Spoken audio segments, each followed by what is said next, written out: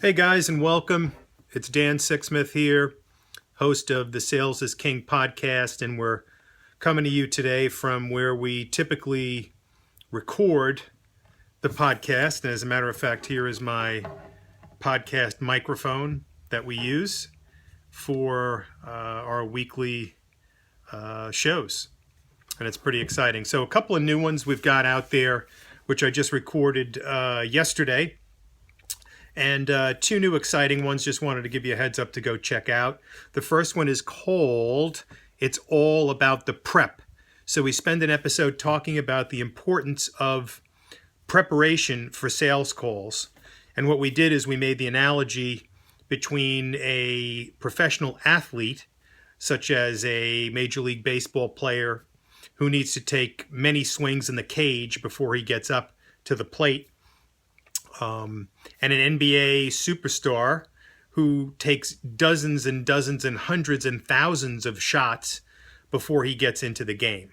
So we discussed the importance of prepping for the sales call in order to be a very successful salesperson when you get out there. And we talk about a couple of key different areas, certainly talking about, number one, which is one that I'm always a big proponent of, is expect the unexpected, right? Because, you walk into these meetings sometimes and, all hell can break loose. You just don't know who's going to come in out of the woodwork, who's going to ask what sort of bizarre request or question.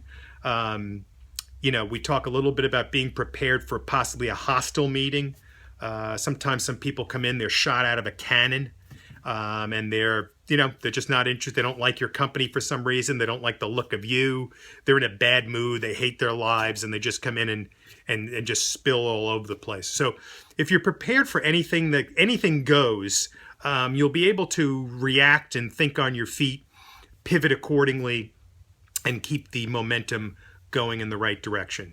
So that's definitely number one.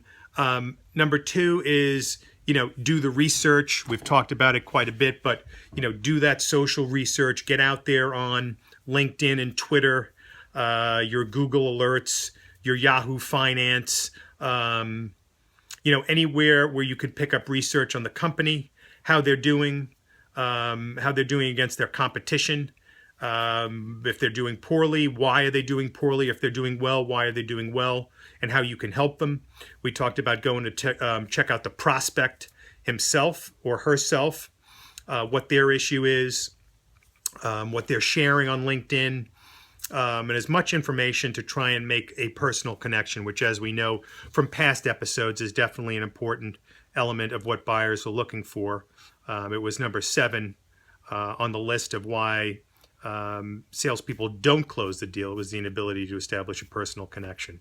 So, we want to do the research. We want to expect the unexpected.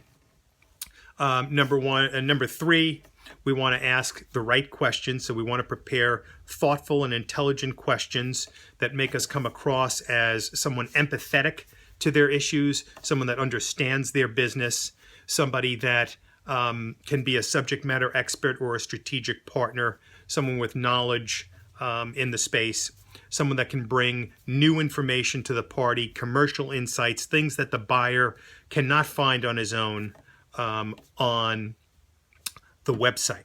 So more reason why he should come back and speak to you, more reason why you can possibly advance to the next level.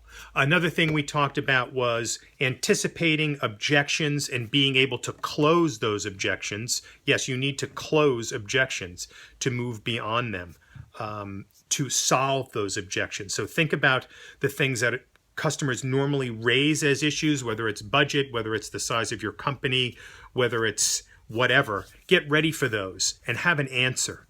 And respond accordingly, because you have to close those objections to move forward. The other thing we talked about is actually, if the customer is not, if everything's all positive and they're moving toward a deal, fantastic.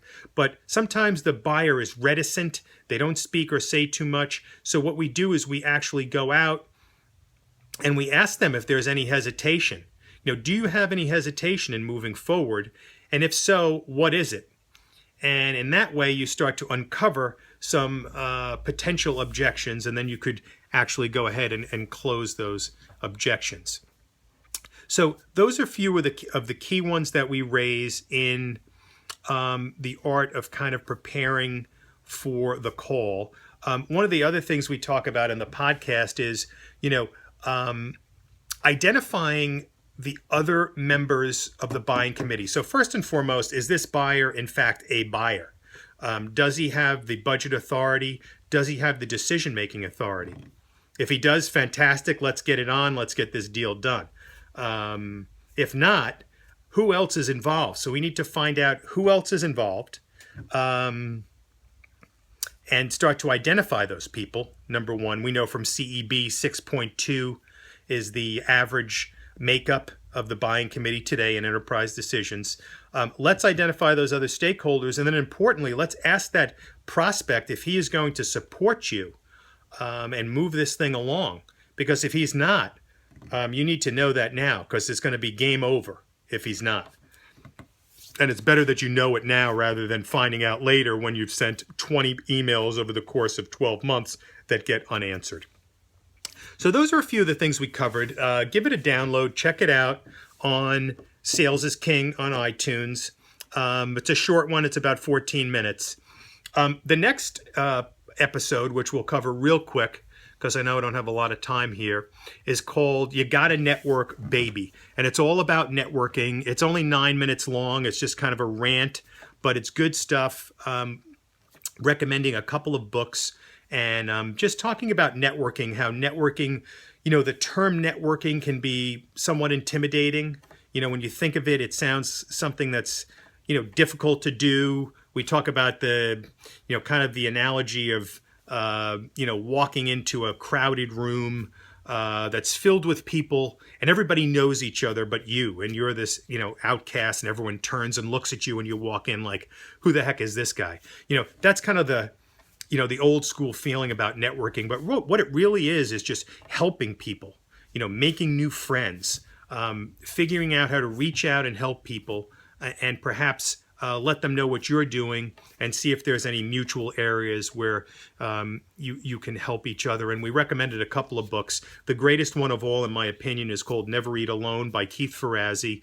It's been out there for a good 10 years, but it's outstanding. It talks about all the different areas where you could potentially build new relationships and help grow a business, whether you're trying to sell more or whether you're trying to sell yourself and get a job.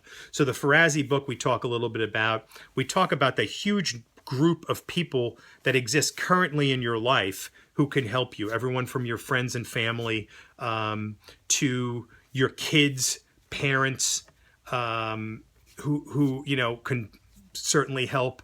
Your social affiliations, your religious affiliations. It's a tremendous group.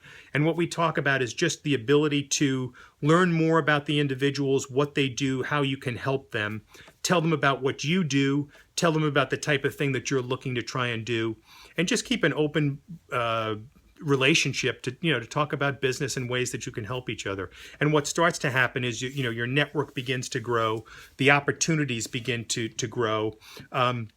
One of the other things I learned along the way is always to get in each of these quote-unquote networking meetings, or these help meetings, if you want to call them, to get 2 or 3 new names of interesting new people that you could meet that potentially would be new people in your network that could help you, and that you're always out there trying to expand that network and meet new people. So we're getting close to the end. So I would say, check out both episodes. They're both quick, but we've got some good insights in there. As we've said in the past, give us a download, give us a subscription, give us a rating, tell your friends about it if you're having, good success and enjoyment with it, and leave us some feedback. And I want to wish everybody a great long weekend and look forward to hitting it hard for the fall coming up. Take care.